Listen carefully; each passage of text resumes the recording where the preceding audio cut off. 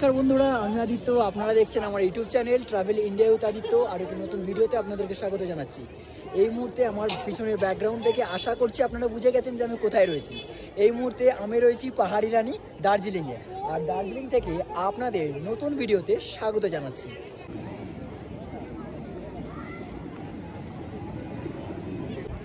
মাত্র 6 মাস হয়েছে আমি দার্জিলিং ঘুরে গেছি।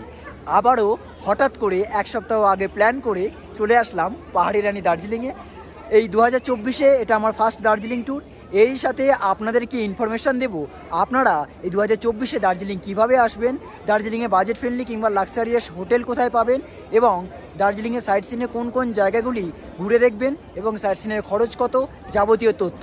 এরই সাথে আপনাদের দার্জিলিংয়ের 2 নাইট 3 ডেজে একটি কমপ্লিট ট্যুর প্ল্যান দিতে চলেছি।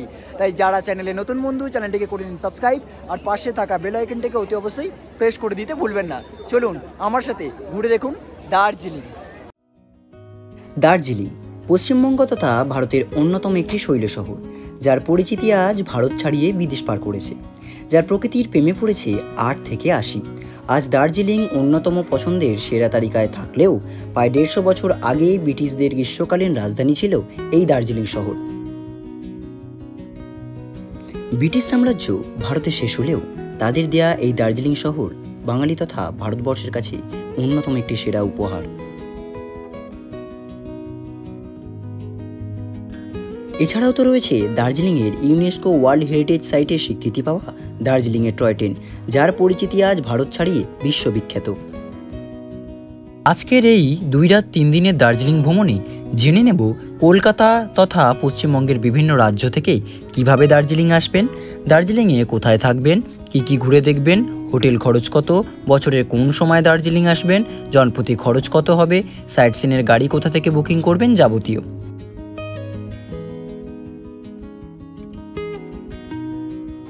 প্রথম পর্যায়ে জেনে নেওয়া যাক কিভাবে দার্জিলিং আসবেন। কলকাতা তথা ভারতের বিভিন্ন রাজ্য থেকে সরাসরিভাবে রেলপথে যুক্ত দার্জিলিংয়ের প্রবেশদ্বার নিউ জলপাইগুড়ি কিংবা শিলিগুড়ি স্টেশন। যদি কলকাতা থেকে আসতে চান তাহলে রাতের ট্রেনে শিয়ালদা স্টেশন থেকে 7টা বেজে 40 মিনিটের উত্তরবঙ্গ এক্সপ্রেস, 8টা বেজে 35 মিনিটের কাঞ্চনকন্যা এক্সপ্রেস, 10টা বেজে 5 মিনিটের দার্জিলিং মেল কিংবা 11টা বেজে 20 মিনিটের পদাতিক এক্সপ্রেসে করে চলে আসতে পারেন এনজেপি কিংবা শিলিগুড়ি জংশন।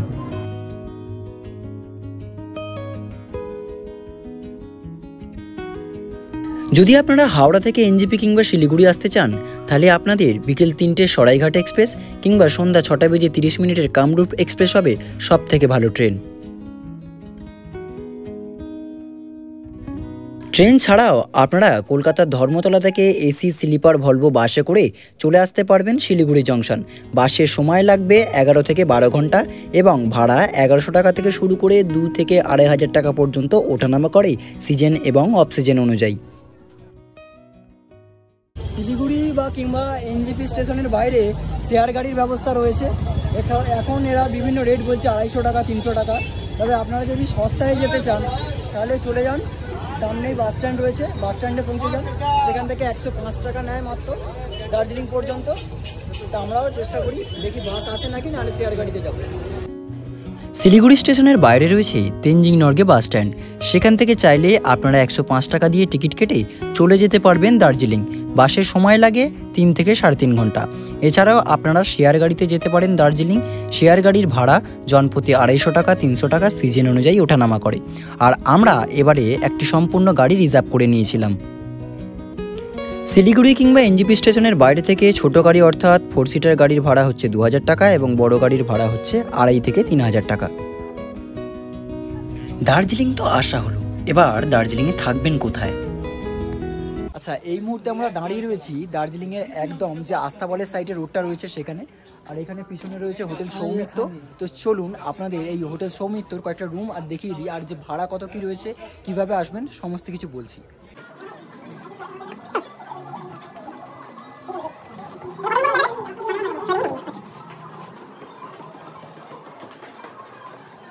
তো এটা হচ্ছে 6 নম্বর রুম, তাই তো?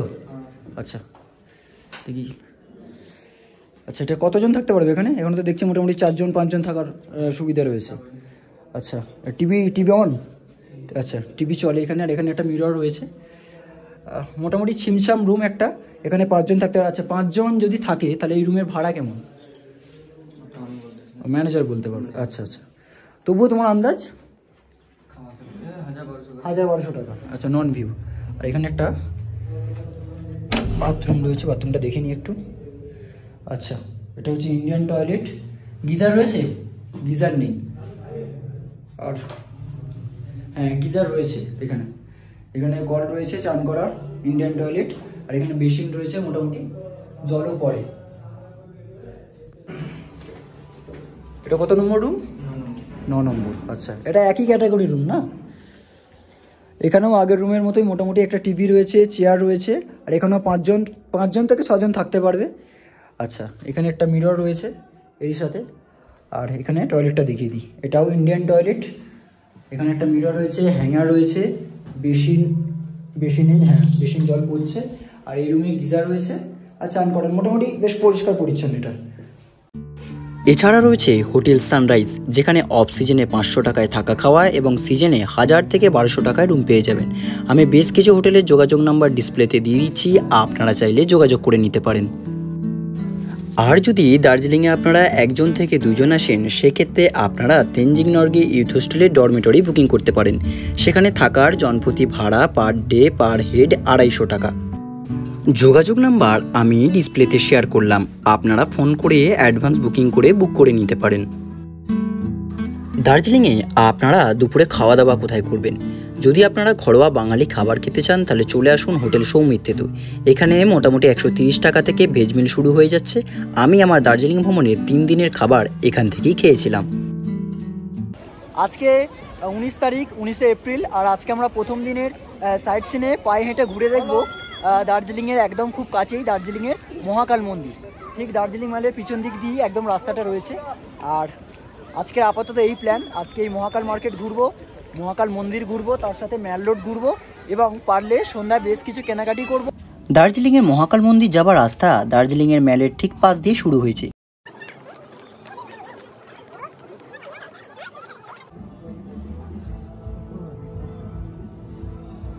আপনারা যারা দার্জিলিং ঘুরতে আসছেন তারা অতি অবশ্যই দার্জিলিং ম্যালের ঠিক পিছন দিকে অবস্থিত এই মহাকাল মন্দির অতি অবশ্যই ঘুরে দেখবেন।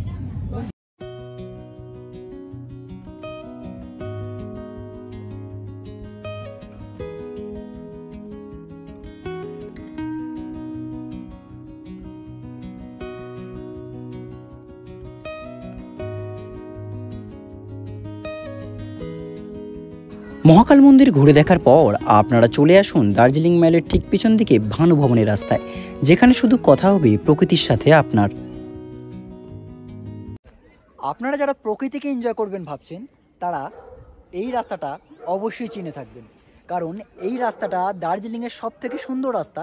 এবং যদি বর্ষাকালে আসেন, হয়তো জুলাই আগস্ট মাসে, এই রাস্তাটা একদম নিরিবিলি হয়ে যায় আর শুনশান। আপনি আর প্রকৃতি ছাড়া এর মাঝে আর কেউ থাকবে না।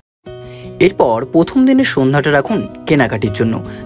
দার্জিলিংয়ে কেনাকাটির জন্য দার্জিলিংয়ের ঠিক ম্যাল রোডের পাশেই রয়েছে মহাকাল মার্কেট। সেখান থেকে আপনারা চাইলে দরদাম করে জ্যাকেট, টুপি, এখানকার লোকাল জিনিস কিনে নিতে পারবেন বাড়ির জন্য। তবে আপনাকে সাবধান থাকতে হবে, এখানকার মানুষজন দাম কিন্তু বেশি বলে, সেক্ষেত্রে বার্গেনিং বাধ্যতামূলক। কলকাতায় যখন টেম্পারেচার 42 ডিগ্রি ছুঁই তখন দার্জিলিংয়ের 15 ডিগ্রি টেম্পারেচারে আমরা বেরিয়ে পড়লাম আমাদের দ্বিতীয় দিনের সাইট সিন ঘুরে দেখার জন্য।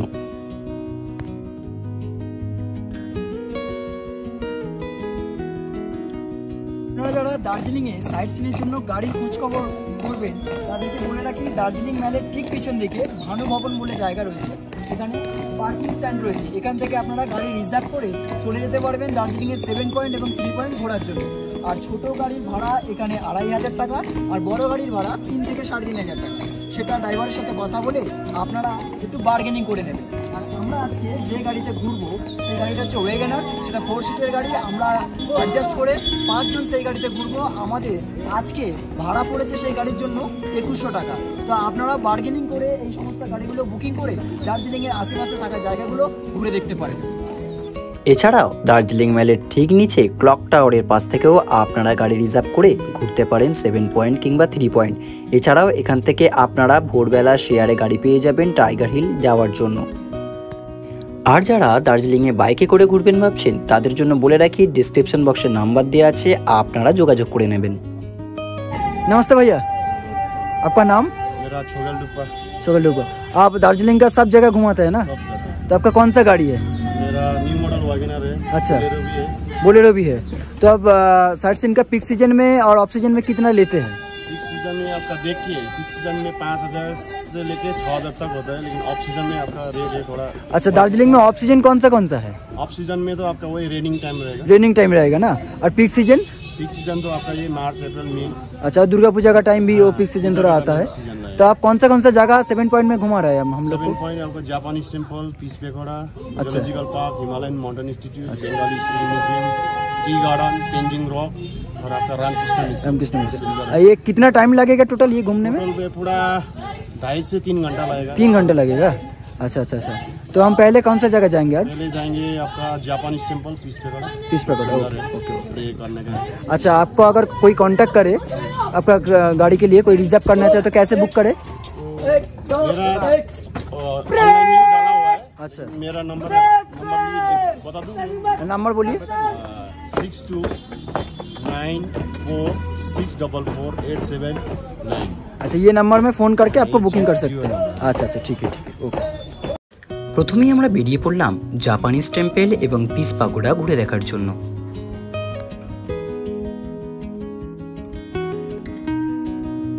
বলে রাখা ভালো, জাপানিজ টেম্পল এবং পিস পাগোডা একই জায়গায় অবস্থিত। সুন্দর প্রকৃতির মাঝে শান্তস্নিগ্ধ পরিবেশে গড়ে ওঠা এই দুটি জায়গা আপনাদের মন কাড়তে বাধ্য। পিস পাগোডা কথার অর্থ হচ্ছে শান্তিস্তূপা। বিশ্ব ঐতিহ্যের শান্তি শৃঙ্খলা বজায় রক্ষার্থে এই ধরনের শান্তিস্তূপা বানানো হয়েছে। এরপর ঘুরে দেখুন পদ্মজা নাইডু জিওলজিক্যাল পার্ক।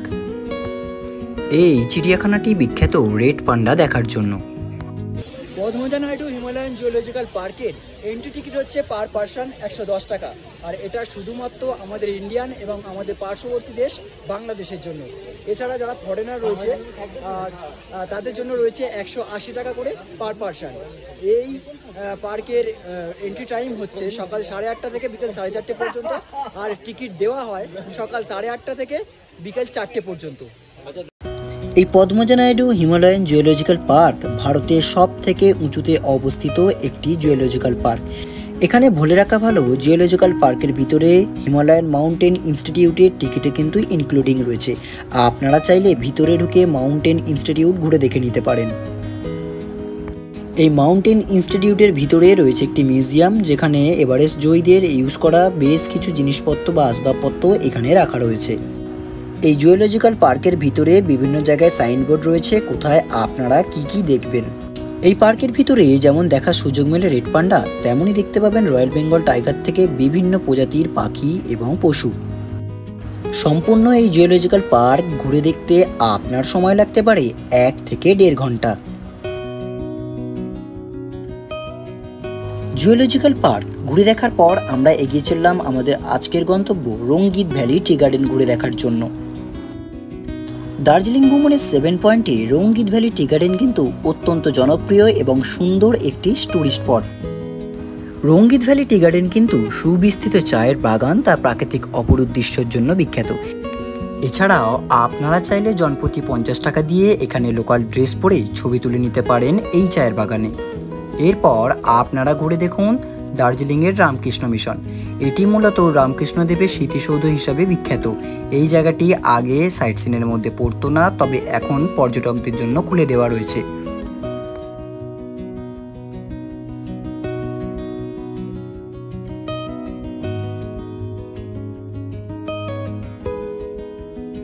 রামকৃষ্ণ মিশনের পর ঘুরে দেখুন তেনজিং রক বা HMI।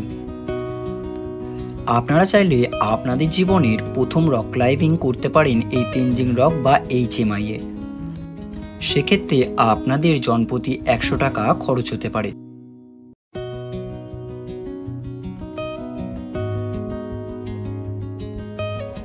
তেনজিং রক ঘুরে দেখার পর আপনাদের নিয়ে যাওয়া হবে আজকের শেষ গন্তব্য দার্জিলিং রোপওয়ের কাছে। এই রোপওয়ে খোলার সময়সীমা হচ্ছে সকাল 10টা থেকে বিকেল 4টে পর্যন্ত। এখানকার টিকিট প্রাইস হচ্ছে অ্যাডাল্টের জন্য 260 টাকা এবং চাইল্ডদের জন্য 130 টাকা। এই রোপওয়েতে বলে রাখা ভালো 255 জন ক্যাপাসিটি রয়েছে প্রত্যেক দিনের জন্য। আপনারা চাইলে প্রথমে রোপওয়ে ঘুরে তারপর সাইট সিনের বাকি জায়গাগুলি ঘুরে দেখতে পারেন। এই রোপওয়ের যাত্রাপথে আপনারা দার্জিলিং শহরের অপরূপ সৌন্দর্য এবং চা বাগানের অবস্থিত প্রাকৃতিক সৌন্দর্য চাক্ষুষ করতে পারবেন।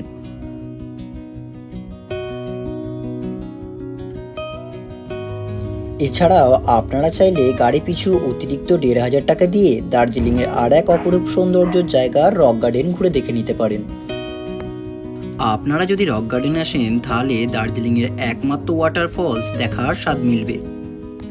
এই ওয়াটারফলসটির নাম হচ্ছে চুনু ওয়াটারফলস, আর রক গার্ডেনের এন্ট্রি টিকিট হচ্ছে মাত্র জনপ্রতি 50 টাকা। এই জায়গায় এই ওয়াটারফলসের অপরূপ সৌন্দর্য দেখার জন্যই বারবার ছুটে আসে দার্জিলিং ভ্রমণে আসা সমস্ত পর্যটকরা।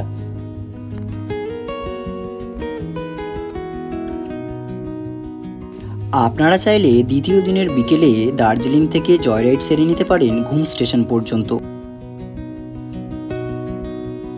দার্জিলিং থেকে ঘুম স্টেশন পর্যন্ত জয়রাইডের ভাড়া এবং সময় বিস্তারিত আমি ডিসপ্লেতে দিয়ে দিচ্ছি, আপনারা পজ করে দেখে নিতে পারেন। দ্বিতীয় দিনের সন্ধ্যাটাও কাটিয়ে দিন ম্যাল রোডে বসে এখানকার লোকাল খাবার ট্রাই করুন এবং চাইলে দ্বিতীয় দিনেও আপনারা আপনাদের পছন্দের কেনাকাটি করতে পারেন। এবং আপনাদের সেদিন সন্ধ্যাতেই একটি গাড়ি রিজার্ভ করে রাখতে হবে পরবর্তী দিনে টাইগার হিল, ঘুম মনেস্ট্রি এবং বাতাসিয়া লুপ ঘুরে দেখার জন্য।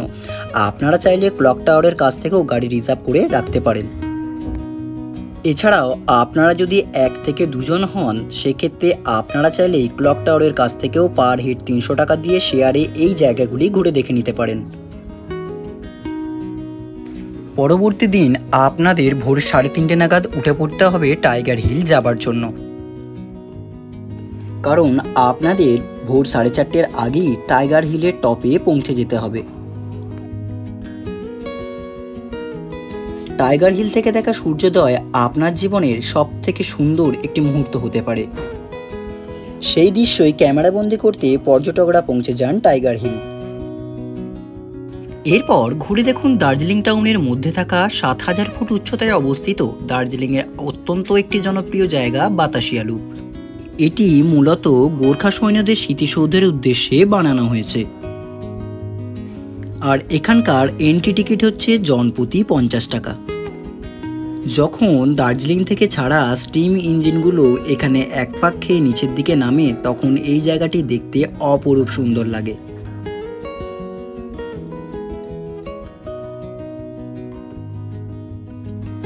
এছাড়াও আপনারা চাইলে জনপ্রতি 50 টাকা দিয়ে এখানকার এই লেন্সগুলি থেকে বা দূরবীন থেকে দেখে নিতে পারেন কাঞ্চনজঙ্ঘার অপরূপ দৃশ্য। ওয়েদার পরিষ্কার থাকলে এই বাতাসিয়া লুপ থেকেই কাঞ্চনজঙ্ঘার অপরূপ দৃশ্য আপনারা দেখতে পাবেন। বাতাসিয়া লুপ দেখার পর আপনারা চাইলে ড্রাইভারকে বলে কয়েক মিনিটের জন্য নেমে যেতে পারেন ভারতের সবথেকে উঁচুতে অবস্থিত ঘুম রেলওয়ে স্টেশনে, যার উচ্চতা সমুদ্রপৃষ্ঠ থেকে প্রায় 7004 ফুট। এই ঘুম স্টেশনে আপনারা জয় রাইড করেও আসতে পারবেন।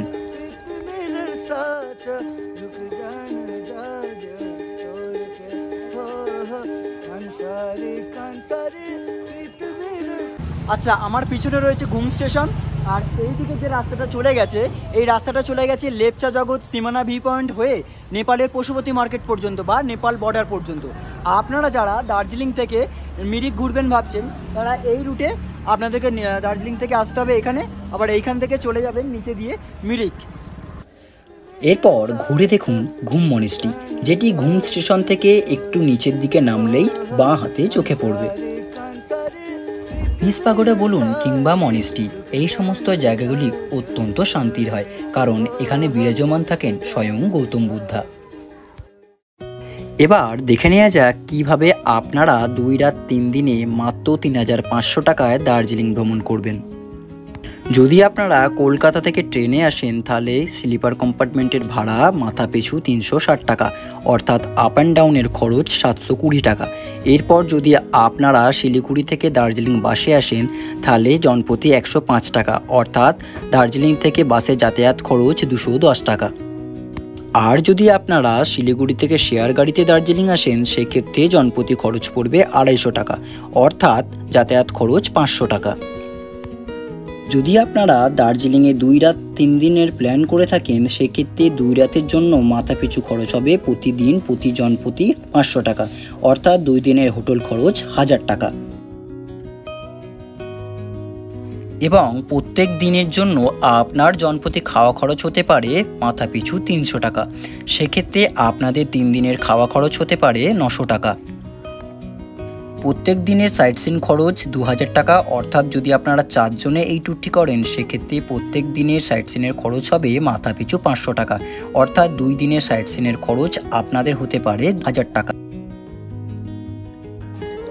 এছাড়া রয়েছে এখানে বেশ কিছু জায়গার এন্ট্রি টিকিট, যেমন পদ্মজা নাইডু জিওলজিক্যাল পার্কের এন্ট্রি টিকিট জনপ্রতি 110 টাকা, বাতাসিয়া লুপের জন্য 50 টাকা এবং রক গার্ডেনের জন্য 50 টাকা, অর্থাৎ আপনাদের এন্ট্রি টিকিটের খরচ মাত্র জনপ্রতি 210 টাকা।